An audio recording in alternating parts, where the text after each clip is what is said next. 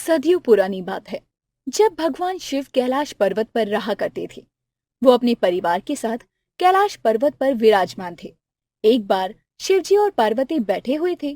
तभी पार्वती ने कहा, मैं स्नान करने के लिए जा रही हूँ। अरे, थोड़ी देर और बैठ लो। इतनी जल्दी क्या है जाने की प्रिय?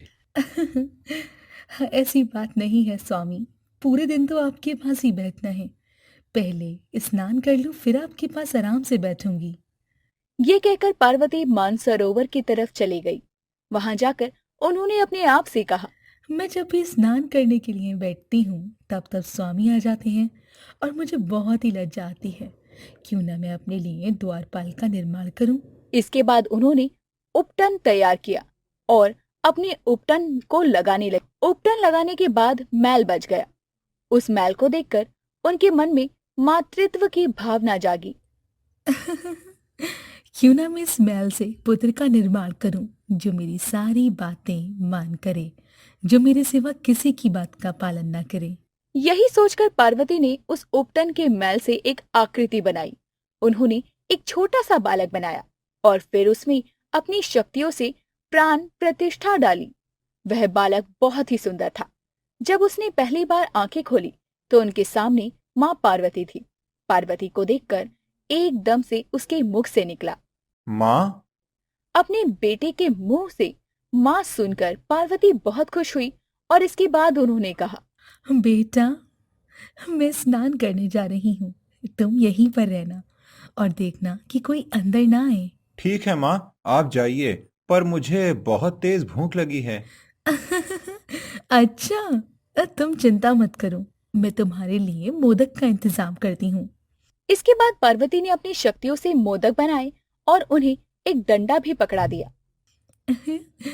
ये लो, आराम से मोदक खाओ और पहरेदारी करो। इसके बाद वो नहाने के लिए चली गई। गणेश जी आराम से मोदक खाने लगे। अभी गणेश जी आराम से मोदक खा ही रहे थे कि तभी वहां पर शिव जी आ गए। शिव जी ने जब गणेश जी को देखा तो बड़े हैरान हुए। तुम कौन हो बालक, और यहाँ पहरेदारी क्यों कर रहे हो? मेरी माँ का आदेश है कि मैं यहाँ पर पहरेदारी करूं और किसी को भी अंदर ना जाने दूं। तुम्हारी माँ का आदेश? अर्थात तुम मेरे पुत्र हो। मैं तुम्हारा पिता हूं। मुझे अंदर जाने दो। नहीं, माँ की आज्ञा है कि किसी को भी अंदर ना आने दिया जाए, इसलिए आप कोई भी हो यहीं रुकिए। ये तुम क्या कह रहे हो? अपने पिता से कोई ऐसी बात करता है? क्या तुम्हें बात करने का ढंग नहीं? मुझे ढंग है, पर आपको लगता है समझ नहीं है कि बच्चे से किस तरह से बात करनी चाहिए। जब मैंने मना कर दिया कि अंदर जाना निषेध है तो निषेध है।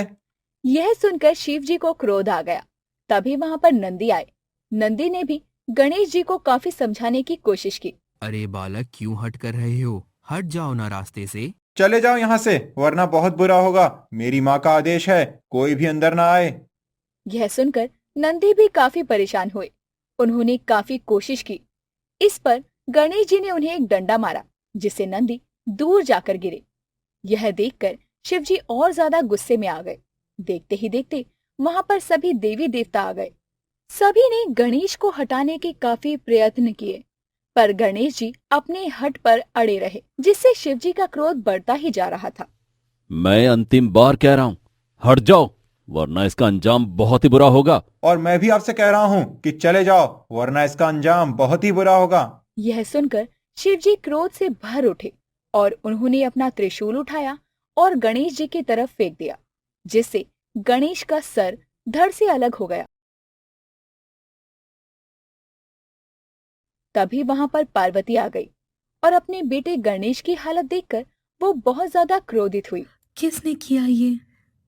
किसकी हिम्मत हुई जिसने मेरे बेटे का वध किया?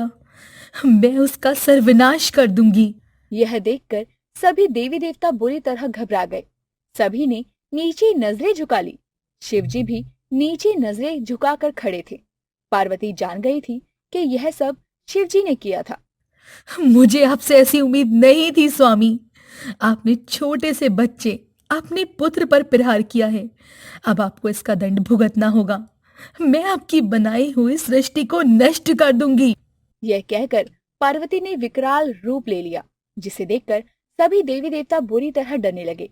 सभी को डर था कि कहीं पार्वती सृष्टि का विनाश न कर दे। तभी शिवजी ने पार्वती से कहा, शांत हो जाओ देवी। मुझे पता है मुझसे भूल हो गई और मैं इस भूल को ठीक भी करूंगा। यह सुनकर पार्वती फिर से अपने रूप में वापस आ गई। इसके बाद उन्होंने देवताओं से कहा, तुम लोग उत्तर दिशा में जाओ और जो कोई भी माँ उत्तर दिशा में मुंह करके लेटी हो और अपने बेटे की तरफ उसकी पीठ हो, उसी के बेटे का सिर ले आना। यह सुनकर देवता वहां से चले गए। उन्होंने हर तरफ ढूंढा पर उन्हें ऐसा कोई भी नहीं मिला जो उत्तर दिशा की तरफ सर करके लेटा हो। तभी एक हथनी उन्हें दिखाई दी जो कि उत्तर दिशा की तरफ मुंह करके लेटी थी और उसकी पीठ अपने बच्चे की तरफ थी। यह देखकर देवता काफी हैरान हुए। अरे, यहाँ पर तो ये हथनी लेटी हुई है। अगर हम इसका सिर ले जाएंगे तो कहीं शिवजी गुस्सा ना हो जाए। प्रभु ने कहा है जो कोई उत्तर दिशा की तरफ मुंह करके लेटा हो उसी के बच्चे का सिर लाना है, और हमें अभी तक कोई भी ऐसा नहीं मिला। यही एक है, हमें इसी का ही सिर ले जाना होगा, क्योंकि अगर हम सिर नहीं लेकर गए तो माता पार्वती और शिवजी दोनों का गुस्सा झेलना होगा। तुम ठीक कह रहे हो नंदी, हम इसी बच्चे का सिर काट लेते हैं। इसके बाद देवराज इंद्र ने उस हाथी के बच्चे का सर काट लिया और शिवजी के पास ले आए। शिवजी ने जब सर को देखा तो गणेश के धड़ पर रख दिया और अपनी शक्तियों से उन्हें पुनः जीवित कर दिया। गणेश जी जब उठे तो उनका सर हाथी का था, जिसे देखकर सभी काफी हैरान हुए। पर पार्वती अपने बेटे गणेश को देखकर काफी खुश थी। बेटे तुम ठीक हो गए, मुझे बहुत खुशी है। माँ, मुझे माफ कर दीजिए, मैं आपकी आज्ञा का पालन नहीं कर पाया। नहीं बेटे, तुम्हें माफी मांगने की कोई जरूरत नहीं। इसके बाद गणेश जी ने अपने पिता शिवजी से कहा, मुझे माफ कर दीजिए पिताजी, मैंने आपकी बात नहीं मानी, पर माँ का आदेश था, इसी वजह से। कोई बात नहीं गणेश, मुझे खुशी है कि तुम अपनी माँ के लिए अपनी जान की कुर्बानी भी दे सकते हो। आज से तुम सभी देवताओं में प्रथम पूज्य होंगे गणेश। यह सुनकर देवी पार्वती और गणेश बहुत खुश हुए।